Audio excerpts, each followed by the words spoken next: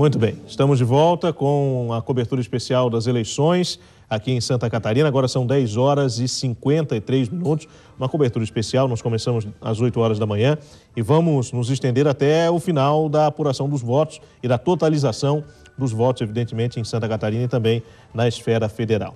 O assunto agora é segurança pública, que é outra das demandas apresentada com muita frequência na campanha eleitoral. E o momento é muito adequado porque nós estamos em meio a mais uma onda de ataques aqui em Santa Catarina. Portanto, nós convidamos para participar aqui conosco o Coronel Eugênio Moretson, que é especialista em segurança pública, e também o Tony Eduardo, que também é especialista em segurança e conhece treinamento e a segurança de uma maneira geral. Eles vão participar com a gente em instantes, trazendo outras informações sobre esse tema. Mas antes, a Laine Valgas está ao vivo conosco e tem informações do centro de Florianópolis. Laine. Nós estamos aqui no IFSC, o Instituto Federal de Santa Catarina, onde o movimento logo no comecinho do dia foi mais tranquilo, agora está mais assim ininterrupto. O pessoal chega, vota, sai e muitas famílias. E o que mais interessante por aqui, Felipe Reis, é a quantidade de pessoas perto dos 100 anos votando aqui. Eu fiquei muito impressionada, pessoas que saíram de casa até mais cedinho para fazer valer o seu voto e a sua cidadania. Bacana também ver muitas crianças acompanhando os pais, adolescentes aprendendo a votar e famílias inteiras como a da Vera, que mora aqui bem pertinho na Ângelo Laporta e que trouxe todo a Raquel, né, Raquel? Eu tô ficando velhinha, já tô trocando o nome de todo mundo já. Como é que é essa coisa de preparar a família num domingo, que é dia da família, para vir votar? É bem bom. Ela tem consciente, né? Ela já tem 21 anos. E ela que me preparou. Ah, então conta, deixa eu vir aqui. Como é que você preparou a sua mãe? Vendo os debates, como eu sou estudante da Universidade Federal, né? Daí a gente está trabalhando bastante isso. Daí a gente estudou essa semana bastante, trabalhamos bastante. Eu estava também passando para ela conscientemente quem ela deve votar melhor aí. Bom, como eu falei já um pouco em outros boletins, né? O pessoal tem gente não chegando com colinha, demora um pouquinho mais. Entre eles aqui, o único que não trouxe cola foi você. Mas tirou tranquilo porque a memória ajudou ou não? A memória ajuda um pouco, a gente é novo, né? Aí é muito fácil. Acho que já está um pouco da idade, já ou seja, eu vou ter que fazer uma cola para votar mais tarde. Não precisa agora, né? Daqui a um tempo. Entendi. Mas por aqui, graças a Deus, Felipe Reis, tudo tranquilo durante a votação, que vai até às 5 horas da tarde. Vou reforçar, traga a sua colinha, porque senão a fila fica enorme e acaba atrapalhando o domingo de outras pessoas. Eu volto com você aí no estúdio. Obrigado, Laine. Volta a qualquer momento com outras informações. Como eu falei antes, por aqui o Tony, Coronel Eugênio Moretson, para a gente falar um pouco de segurança pública. A gente tem aí mais uma onda de ataques em andamento, infelizmente, e na sexta-feira, no final da tarde, início da noite, foi anunciada a vinda da Força Nacional aqui para Santa Catarina. Eu queria saber a opinião de vocês, especialistas que são nessa área. O governo demorou para pedir ajuda para a Força Nacional de Segurança. Muita gente falou que faltou humildade para Santa Catarina de reconhecer o problema antes. O que os senhores entendem desse episódio? Bom dia aos dois. Bom dia Felipe. Bom dia, Estela. Bom dia, caros telespectadores. Tony, assim, desta vez eu acho que não demorou, não. Da vez passada, sim, houve um retardamento dessa vez a chamada à Força Nacional de Segurança foi, acho que no momento certo. É claro que para quem está sofrendo os ataques é sempre tarde demais, né? Mas no contexto de tudo isso, acho que foi no momento certo. E é importante a presença da Força Nacional por vários motivos, principalmente, além da capacidade que eles têm, realmente são uma força de elite, né? Formado por policiais dentro das suas corporações, que são policiais indicados para isso, acostumados a crises graves, né? E tem o lado psicológico disso também, né? Funciona assim, a psicologia social, você traz um ator mais empoderado para a cena e também libera a Polícia Militar para fazer coisas que ela faz melhor. Então, por exemplo, se aplicar a Força Nacional de Segurança nos presídios, feito aconteceu da última vez, a Polícia Militar, aqueles efetivos que estariam comprometidos com aquilo, ficam liberados para fazer escolta de ônibus, a proteção primária à população. Eu considero, sim, positiva a vinda da Força Nacional de Segurança. Não sei se o Tony gostaria de complementar. Não, com relação a isso, concordo. Bom dia, pessoal. Bom dia. Concordo plenamente. É apenas um velho problema do Brasil em que se apresenta uma solução momentânea de algo extremamente crítico, né? Crônico. Então, com relação à pergunta, a resposta especificamente foi dada, né? Mas a discussão é bem mais longa do que isso. Pois é, inclusive, quando do começo dos ataques, já no final da semana passada, muita gente começou a dizer, olha, a gente tem que cuidar com informações que estão circulando, porque são táticas de guerrilha, são ações terroristas. Como é que a gente consegue lidar com contra ações terroristas, em que a lei evidentemente não é respeitada, com um Estado que tem a sua legislação montada e, para alguns, até atrasada quanto à possibilidade de punição e de resposta das forças de segurança, num momento tão importante como esse, a questão da eleição, a própria sociedade se vendo refém de ações terroristas como essa. Como é que a gente lida com essa diferença? Na democracia é realmente muito difícil, porque você tem que respeitar todo o estamento jurídico. Né? Então, os países que lutaram contra organizações terroristas em seu território o fizeram em regimes de exceção. Né? O Brasil, nós estamos, graças a Deus, sob o Estado Democrático de Direito, então tem todo um estamento jurídico a ser respeitado, o que dificulta, sim, o trabalho das autoridades, não tenha dúvida. Né? Você tem que obedecer todo o rito processual a fim de que você tenha a transferência de um preso para um regime disciplinar diferenciado, né? Tem o trabalho dos advogados, que é um trabalho importante, porque também não se trata também de você simplesmente acusar, condenar e deu. Não, Sim. A pessoa tem direito à defesa. Imagine se fosse um familiar nosso que tivesse ali, né, preso por ter cometido um delito, por exemplo. Nós gostaríamos que ele tivesse todos os seus direitos respeitados. Na democracia realmente é muito difícil. Agora, nós precisamos fazer o quê? Políticas públicas perenes, permanentes, né? Educação, saúde pública, como foi dito aqui muito bem pela Estela e pelo presidente que estava aqui. Se você investir em prevenção, você economiza muito lá na frente em medidas corretivas. Então, é aquela velha história. Construa escolas para não precisar construir mais penitenciárias.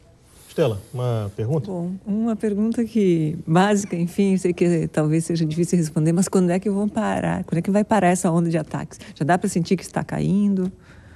O problema não é quando vai parar um dia de ataques, o problema é encontrar uma sociedade que está na mão de ataques, desculpa até o termo, tão chinelos, né? Tão baixos, tão ridiculamente orquestrados.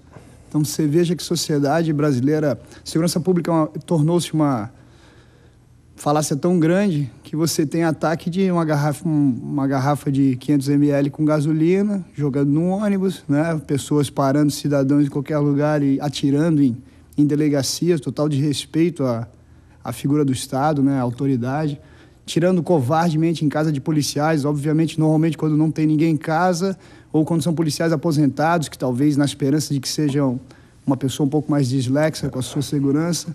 Então são atitudes covardes, né, frouxas, e eu não vejo como problema quando que isso vai parar. Isso vai parar, obviamente, eu não sei o que está acontecendo exatamente agora, nesse momento, inclusive por baixo dos panos, mas isso vai ser acordado e vai parar, como sempre aconteceu, como sempre foi, como é em São Paulo, como é em qualquer lugar.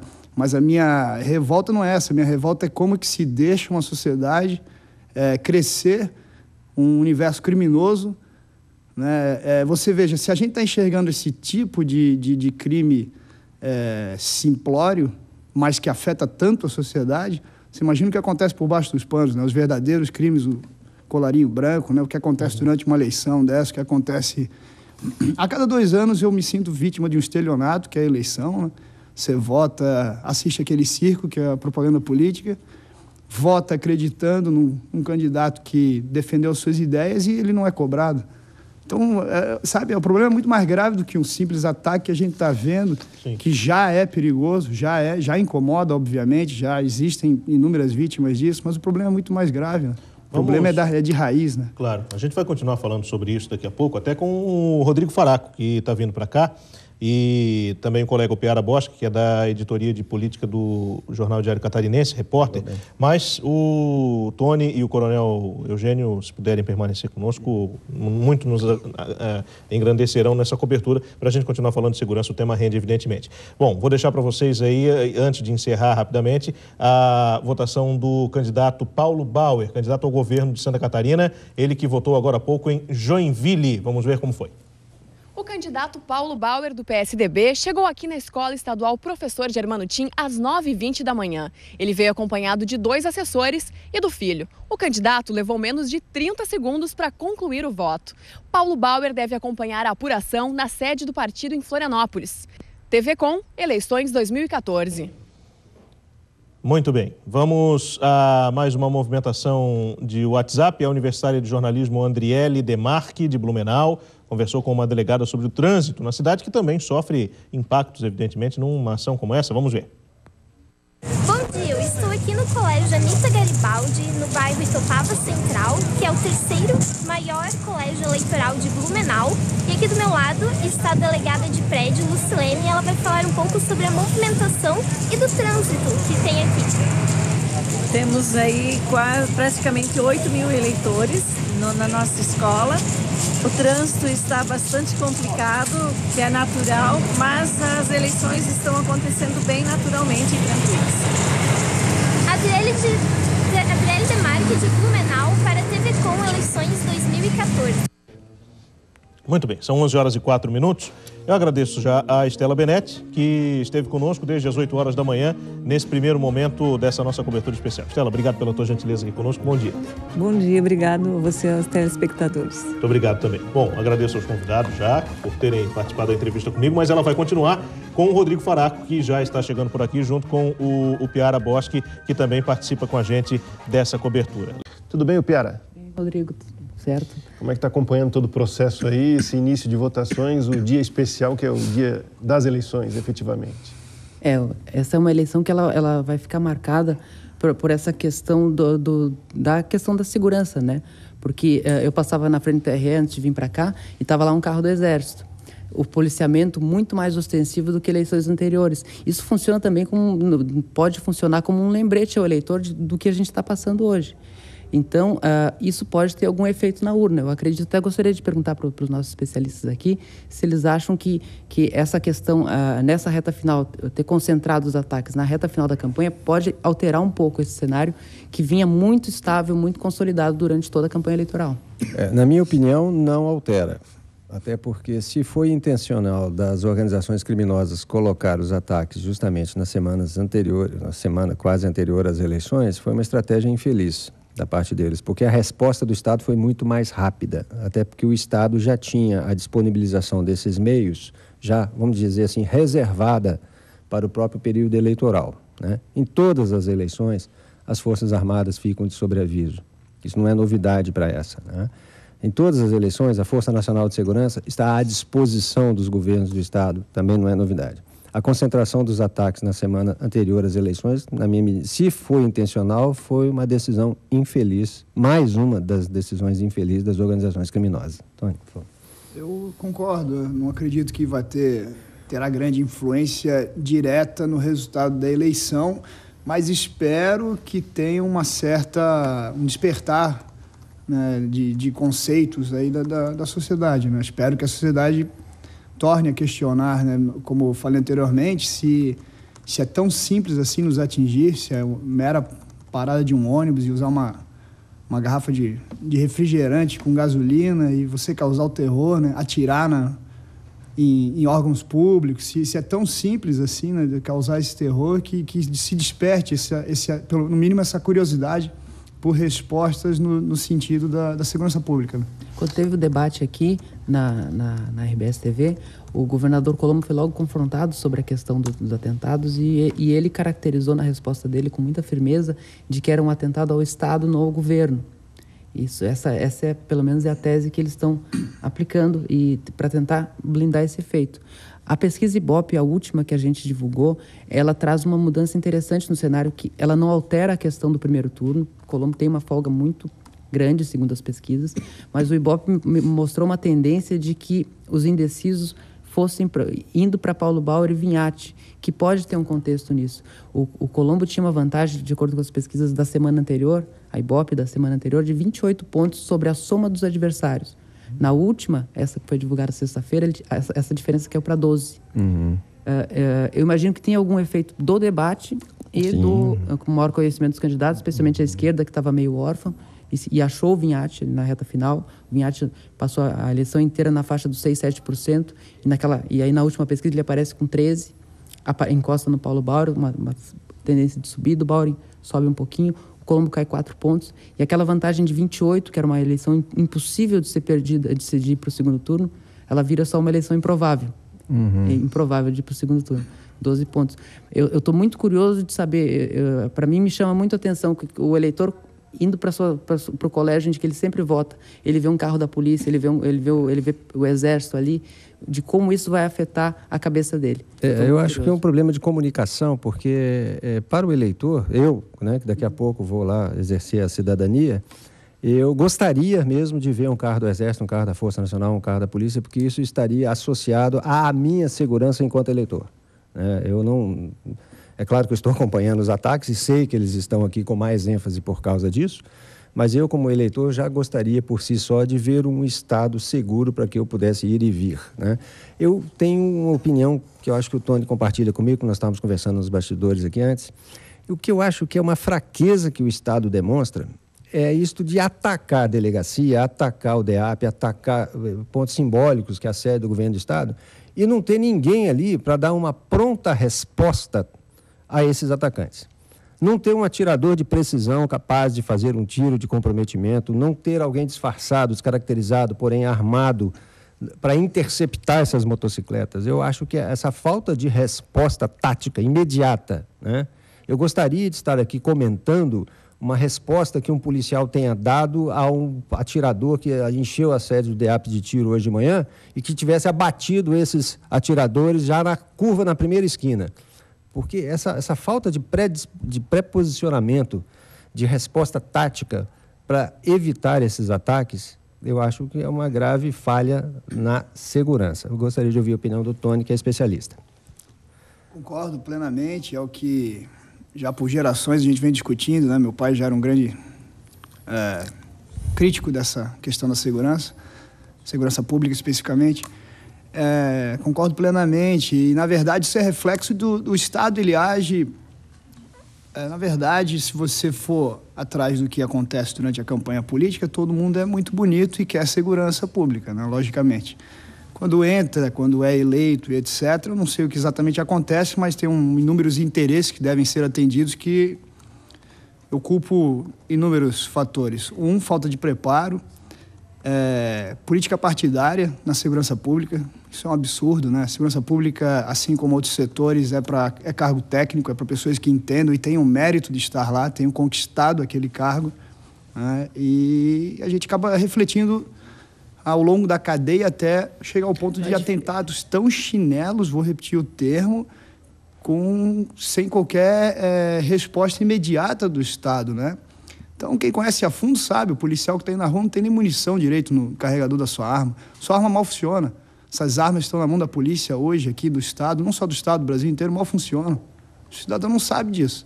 Então, esse policial, mesmo que ele queira reagir, mesmo que ele queira, ele vai ter que pensar em inúmeras coisas, na carreira dele, na figura política, no cargo que ele está representando ali, e etc. Ele acaba reagindo só quando ele está acuado dentro da sua própria casa, defendendo sua própria família.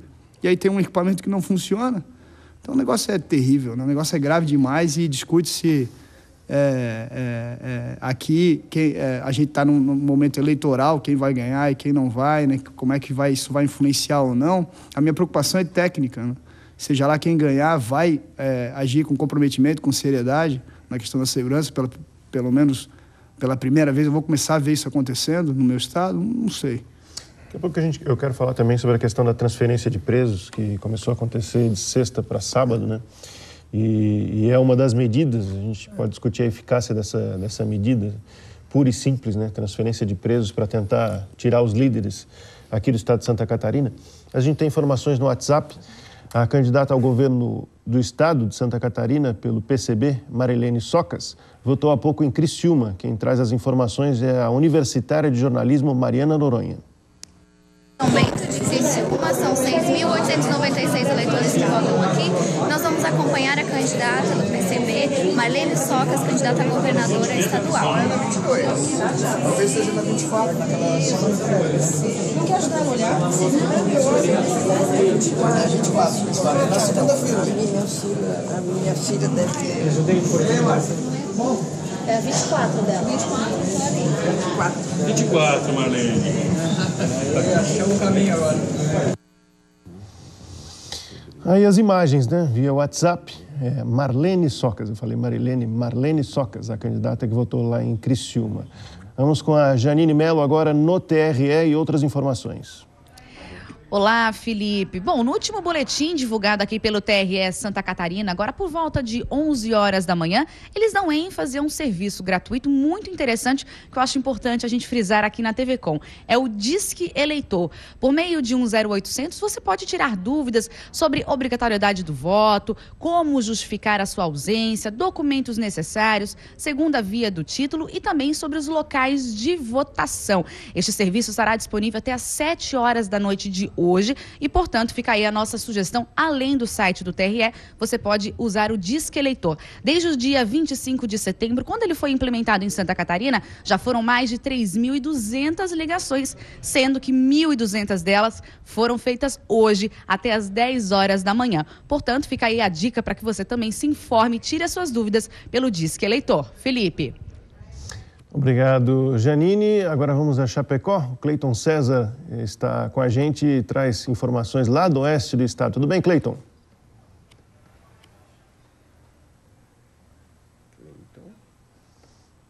Bom, acho que o Cleiton não está nos ouvindo.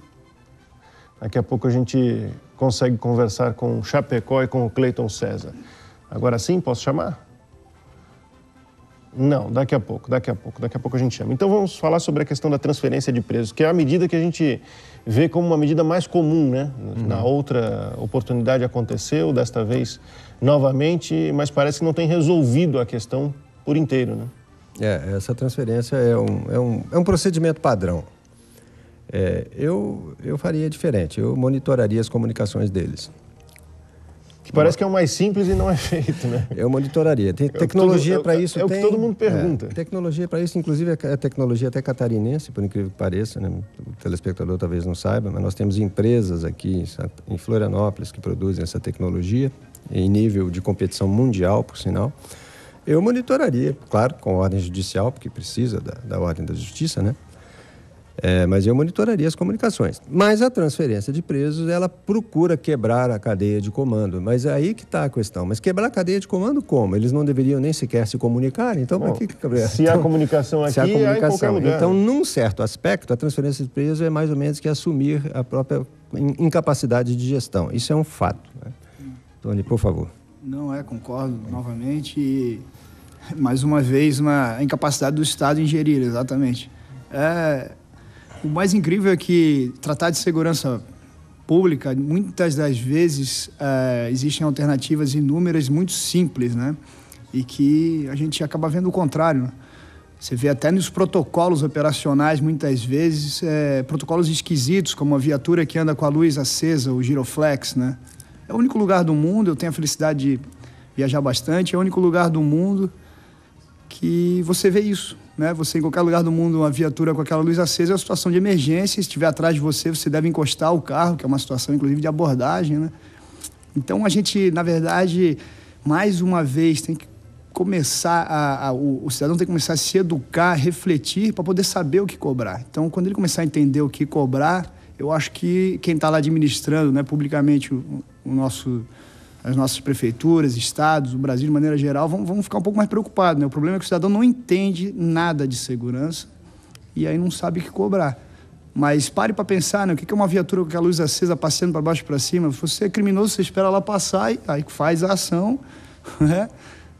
Comete o seu crime. É um aviso. É um aviso, e é claro isso, né? Isso é normativa, isso vem do alto escalão das polícias, né? Normativa, não haver enfrentamento, né? A polícia não quer prender, não quer enfrentar, de uma maneira não policial, não me entendo errado, o policial ele quer trabalhar, mas uma forma de comando, a ideia é essa, não enfrente, não prenda, não traz problema, né? Então, imagina você viver num estado que trata a segurança dessa maneira, onde o cidadão está completamente à mercê disso.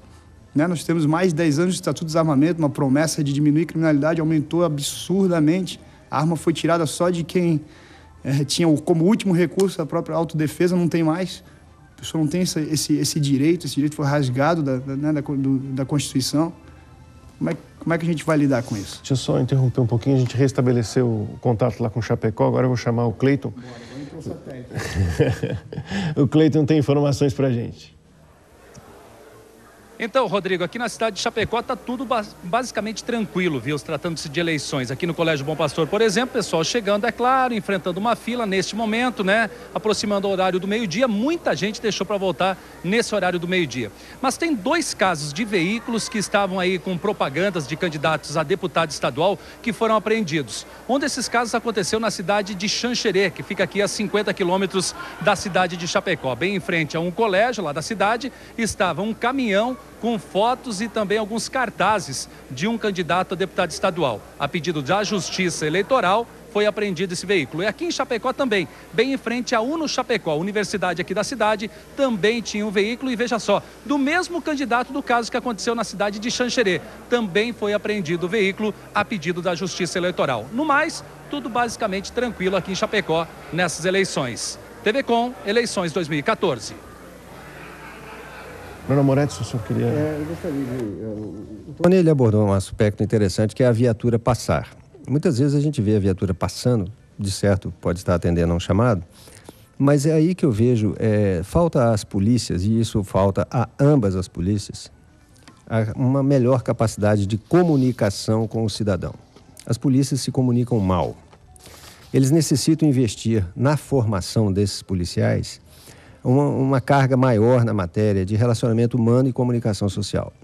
No momento em que o policial para um motorista, numa blitz, para uma averiguação de documentos, é necessário fazer isso, é importantíssimo que se faça isso, porque você retira de circulação veículos que estão sem condições de segurança de trafegar, motoristas alcoolizados, veículos que não eram para estar trafegando porque estão com a documentação irregular, enfim, é importantíssimo ter a blitz. Só que também é importantíssimo que o policial, depois que foi atendido todos aqueles quesitos, o motorista está ok, está tudo certo no carro, ele estabelecer com esse motorista e com seus ocupantes uma comunicação, porque se perde uma oportunidade de transferência de informação, que é uma pena que eles não tenham essa mentalidade, porque a gente só conversa com quem a gente conhece. E a gente só confia em quem a gente conhece. E essa confiança, ela se estabelece paulatinamente, né? Começa pela educação e cortesia do policial, né? Que vai pautando um relacionamento, construindo um relacionamento, por isso que essa técnica chama-se engenharia social, que vai construindo um relacionamento para que as informações comecem a trafegar. Eu lamento, eu já tive que ir em delegacia para boletim de ocorrência por carro arrombado. E eu, que sou uma pessoa mais ou menos conhecida na área de segurança, que exerci função pública até poucos anos atrás, que sou um coronel do Exército. Eu não fui tratado educadamente, eu fico imaginando o Zé da Silva, que vai reclamar que sumiu a bicicleta dele. Então, eu acho que necessita ter uma melhor formação. Mexer na formação. Na formação. Na formação. Na seleção e na formação. Do policial militar e do policial civil. Eu acho que sim. Isso poderia ser feito em âmbito estadual? Poderia ser uma iniciativa do próximo governador, no caso? Isso eu acho que é uma iniciativa até no nível mais embaixo, que são dos comandantes, né? Dos comandantes, da direção, né? De privilegiar um pouco mais essa arte, essa disciplina da comunicação e da interação social. Mas na verdade o Brasil, historicamente, aqui nós temos uma cultura de fazeção de média, né? Você veja, eu era muito moleque, eu era criança ainda e foi criada a história da Delegacia da Mulher, né? Então você veja que eu não conheço em outro local no mundo que tenha isso também. Então você cria uma delegacia da mulher, vendendo a ideia, o peixe de que a mulher vai ser bem atendida, ela vai ter um local específico para ela, né, de atendimento e etc., onde você, na verdade, não tem atendimento bom em lugar nenhum.